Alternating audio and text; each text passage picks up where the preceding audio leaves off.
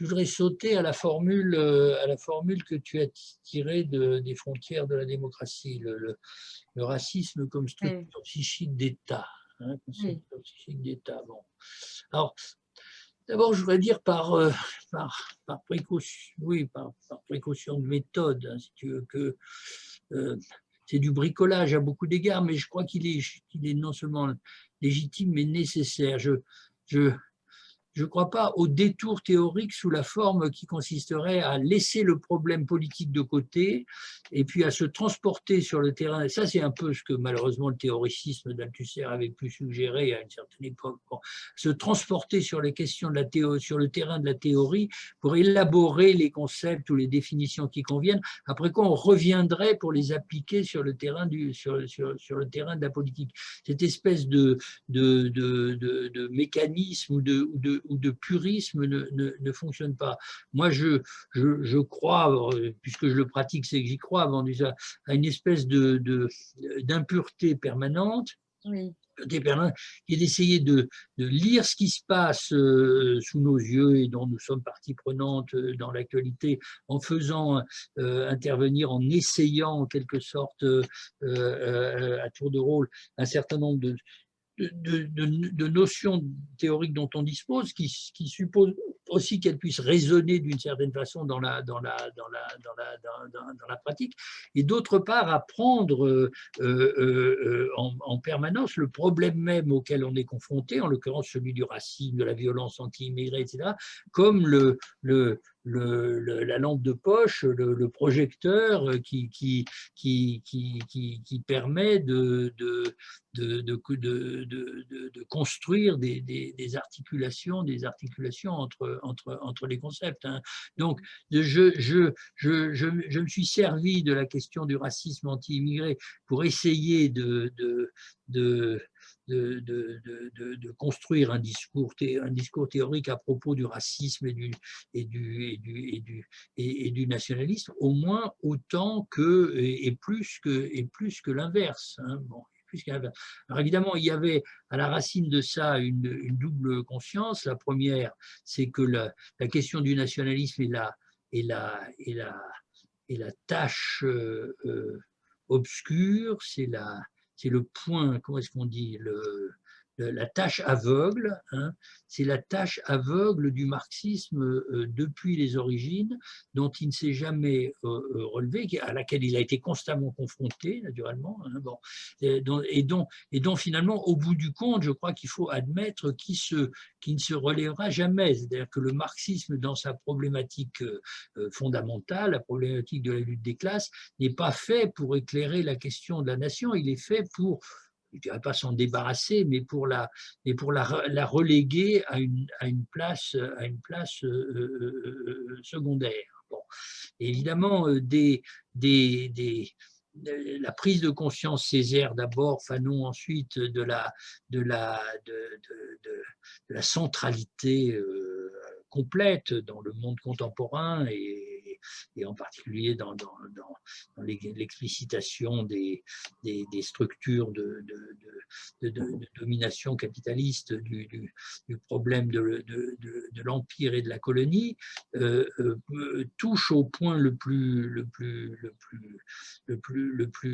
délicat, parce que si tu, si tu tires les choses complètement, tu arrives à l'idée que la nation n'est pas une structure institutionnelle moins déterminante que la classe sociale. Donc, si l'une des deux est une structure, l'autre l'est aussi, ou si l'une des deux est une superstructure, l'autre l'est aussi. Et au bout d'un certain temps, tu arrives aussi à l'idée que la race, dans un sens auquel il faut s'attarder un peu, qu'il faut essayer de construire naturellement, n'est pas moins, ou la racisation, disons plutôt les choses de cette façon, n'est pas une forme de domination moins fondamentale que l'exploitation de classe, les deux se recoupant très directement. Alors évidemment, il y a tout un courant aujourd'hui du black marxism qui dit ça et répète ça à longueur à longueur de page. Bon, et puis on peut être plus ou moins d'accord avec telle ou telle formulation de détails, mais au fond, c'est déjà de ça qu'il s'agissait implicitement à l'époque. Bon, alors la formulation, Non, mais explicitement, la d'ailleurs, dans le formulation discours sur le nazisme. structure psychique d'État, au fond, d'abord, je me rends compte que ça résonne comme les appareils idéologiques d'État d'Althusser, ça a l'air d'y ressembler beaucoup. Donc, on pourrait se dire que c'est tout simplement une retraduction. Et comme psychique appelle, évidemment, tu l'as identifié très bien, une référence à Freud et plus généralement à la psychanalyse, on pourrait se dire que c'était une façon de corriger ce qui, quand même, quand on lit le texte d'Althusser, apparaît comme un symptôme tout à fait étrange, c'est-à-dire le fait que Althusser ne cesse de flirter avec l'emprunt de notions à la psychanalyse ou l'imitation ou le voisinage de certaines de ces formules avec des propositions de type psychanalytique, freudienne ou lacanienne, tout en ne cessant au fond de les refouler dans les marges comme si leur introduction explicite risquait au fond de remettre en question toute la problématique et notamment son appartenance exclusive à l'espace du marxisme et du matérialisme historique. Alors, j'ai dû me dire quelque chose du genre, à partir du moment où la question qu'on se pose n'est pas seulement de savoir, comme le veut Althusser, quels sont les mécanismes qui assujettissent plus ou moins fonctionnellement les individus au rôle que la société capitaliste leur assigne, et en particulier qui font d'eux plus ou moins pas du tout de façon aisée, naturellement, ni agréable, les serviteurs du capital, hein, mais on se pose aussi la question de savoir comment une société capitaliste qui se trouve être aussi une nation impérialiste gère la démarcation, la division entre ceux qui sont inclus et ceux qui sont exclus. Oui. Qui sont, à partir de ce moment-là, on ne peut plus,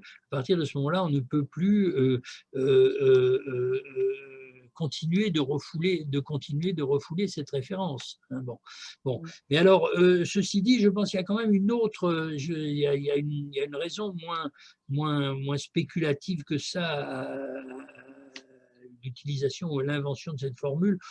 Peut-être je télescope deux choses différentes, mais ça ne fait rien, ça n'a pas beaucoup d'importance. C'est-à-dire que si tu veux, ce qui m'importait le plus, c'était pas de dire que c'était une structure psychique, parce que ça me semblait évident. Hein, ah oui. ça me semblait évident. Bon. Il me semble, j'avais tort peut-être. Bon, j'avais pas encore lu ton livre avec Livio. Bon, ouais. et j'avais pas encore lu a fortiori évidemment la suite que vous annoncez et qui n'a pas encore paru, si tu veux. Non. Bon. Mais qu'il soit impossible de comprendre, c'était quand même pas d'une originalité absolue, hein, de comprendre quel type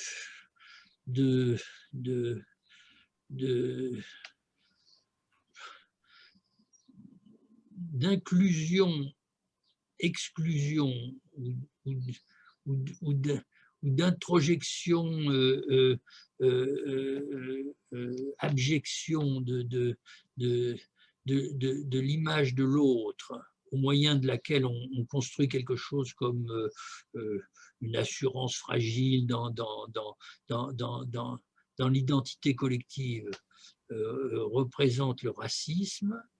bon, qu'il soit impossible d'essayer d'analyser ça et de comprendre ça si on ne fait pas intervenir les moyens de la psychanalyse. C'est-à-dire si on ne se demande pas comment revient le refoulé, on pourrait dire les choses de cette façon-là, bon, ça me semblait tout à fait évident. Hein, disons les choses autrement, parce qu'il me semblait évident que dans les manifestations du racisme, à travers toute sa diversité et dans la façon dont il se cristallise et dont il aide à cristalliser des communautés, il ne s'agit pas simplement de domination ou d'exploitation, il s'agit de haine, il s'agit de dégoût, hein, il s'agit de dégoût, il s'agit de, de, de,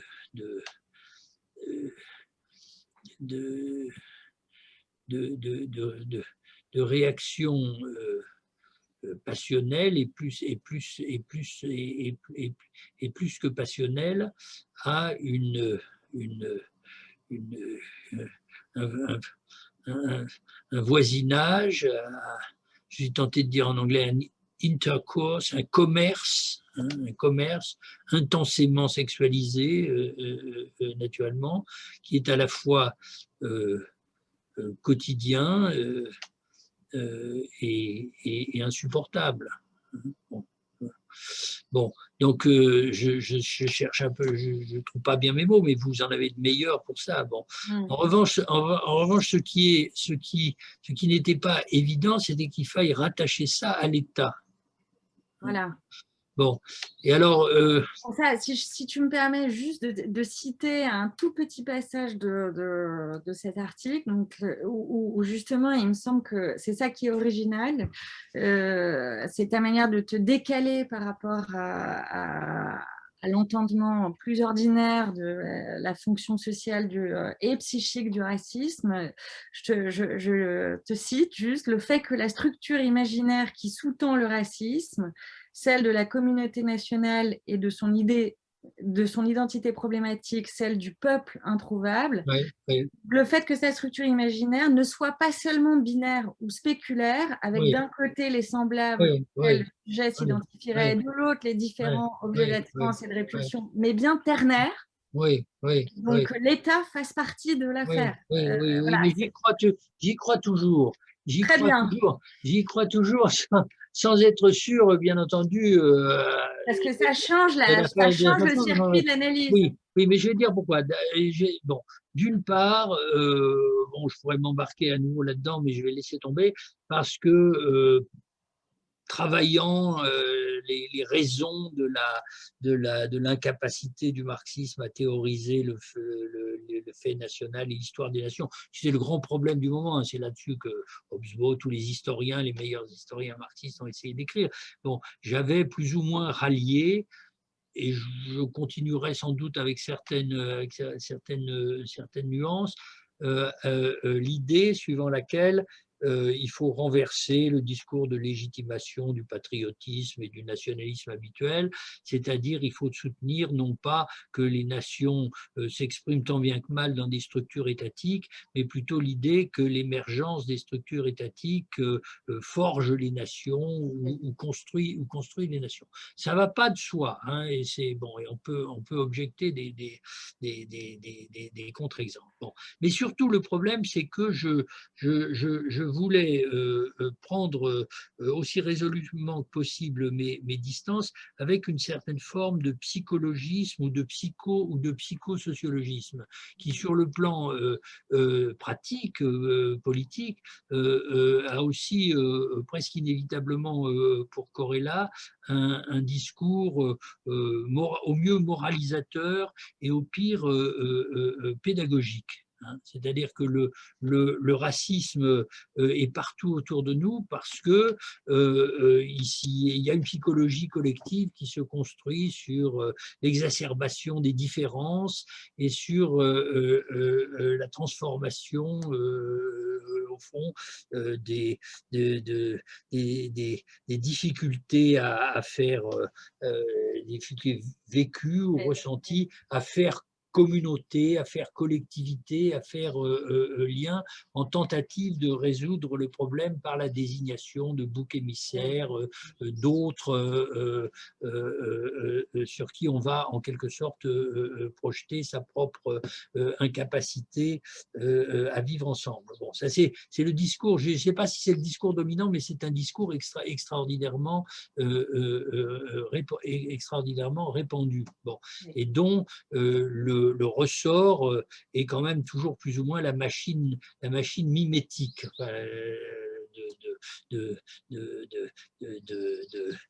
D'assimilation et de rejet. Bon. Alors, d'où la conséquence, évidemment, qu'on identifie autour de soi comme un mal plus ou moins redoutable, le fait que beaucoup d'entre nous sont racistes, hein, ou peuvent le devenir, et que peut-être même on est tous menacés de devenir racistes. Mais la, la, la, la, la, la cause réside dans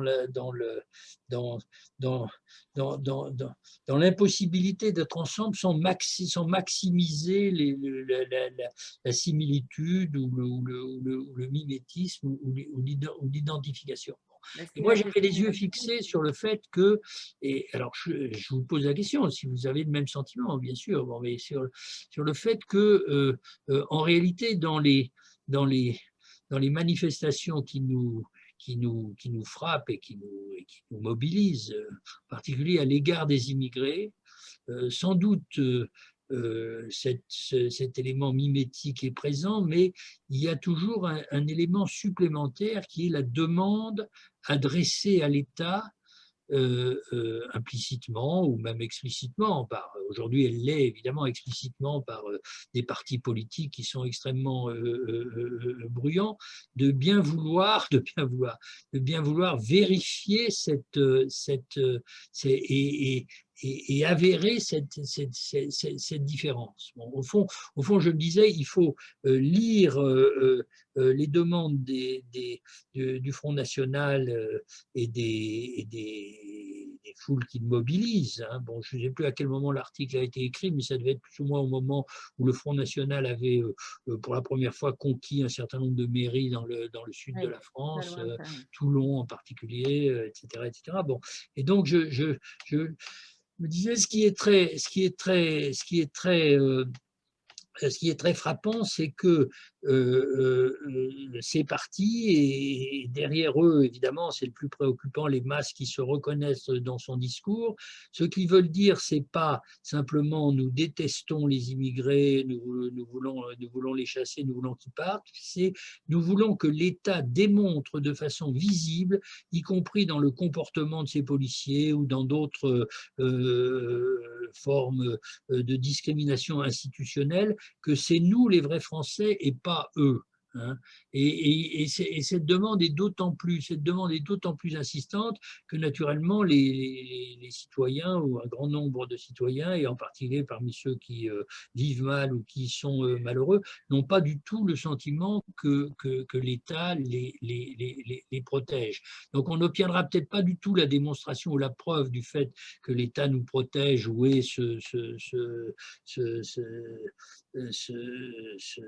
cet instrument de la sécurité collective qu'il prétend être, mais on obtiendra la démonstration, on cherchera à obtenir la démonstration du fait qu'il y a des gens qui pour l'État sont l'ennemi, ou qui en tout cas que l'État traite de façon ouvertement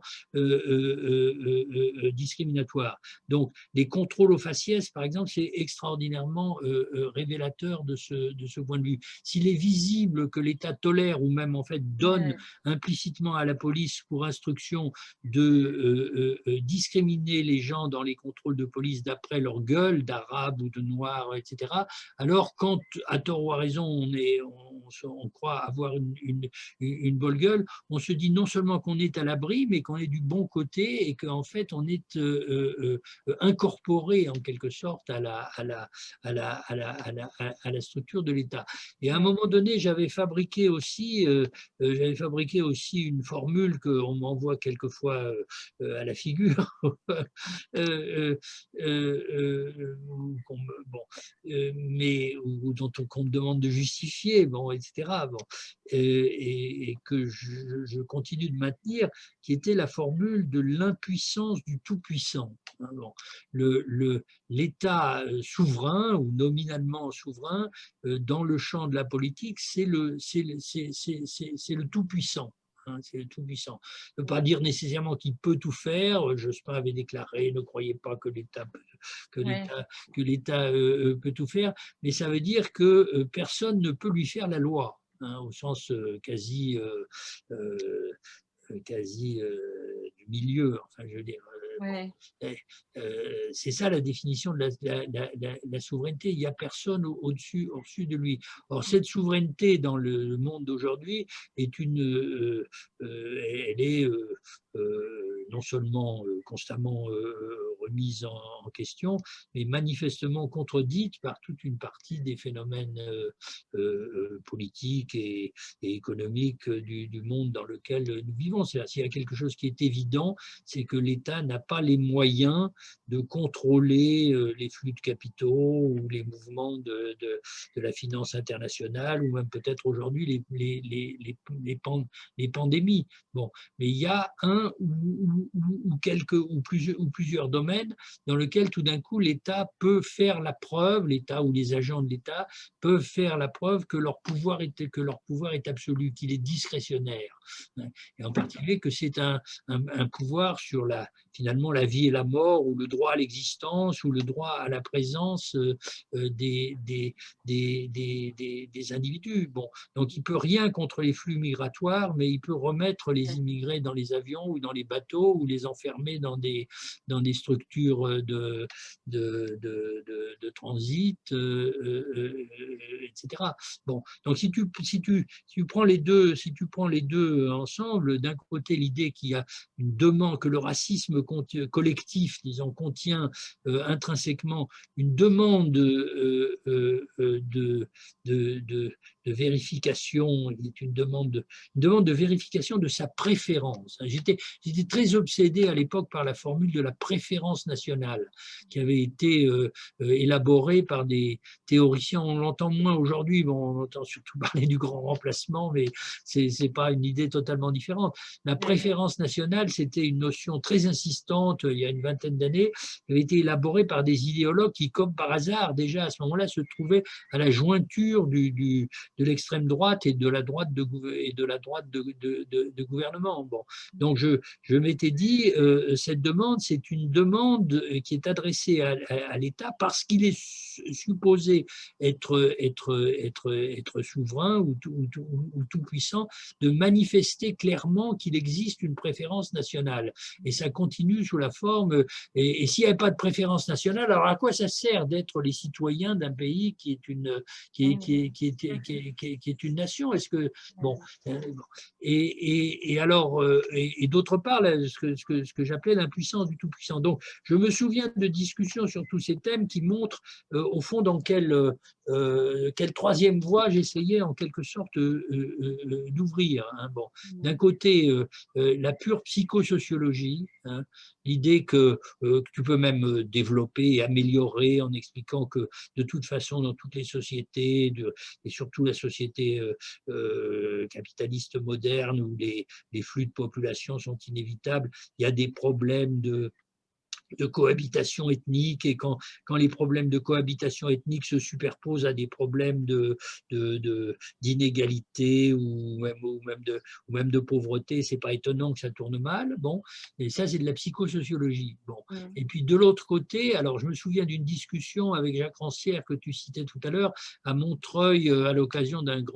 d'une grande discussion à propos de la persécution des Roms, où Rancière, qui était évidemment un anarchiste conséquent, avait, non par hasard, soutenu la thèse radicalement inverse, c'est-à-dire il n'y a pas de racisme collectif, il n'y a pas de racisme des masses, le racisme est une fabrication de l'État, hein, donc ça descend toujours d'en haut. Hein, bon. Et moi, ce que j'essayais de suggérer, c'était de dire que ça ne descendait d'en haut, ce qui était effectivement le cas dans toutes sortes de politiques discriminatoires, qu'en corrélation perverse avec une demande qui vient d'en bas. Mais cette demande qui vient d'en bas, elle est évidemment, il faut essayer de l'articuler avec la question que tu poses par ailleurs, en termes de surmoi, etc., qui est la question de savoir pourquoi les individus sont psychiquement dépendants de l'État, et pas simplement, ou du fait qu'il existe un État, et pas simplement matériellement, économiquement. Encore que, bon, je vais m'arrêter là, mais il y aurait beaucoup à dire sur ce point. Les sociétés dans lesquelles nous vivons sont, avec toutes sortes de tirages et de difficultés, des sociétés de droits sociaux, des sociétés de welfare state. Donc ça veut dire que tout le monde est matériel, et surtout ceux qui en ont, qui sont les plus, mais tout le monde en fait, tout le monde est matériellement dépendant de l'État. Et je ne crois pas qu'on puisse être matériellement dépendant de l'État simplement parce qu'il y a des flux financiers, des revenus ou des institutions qui concrétisent cette dépendance. Elle comporte nécessairement une dimension inconsciente.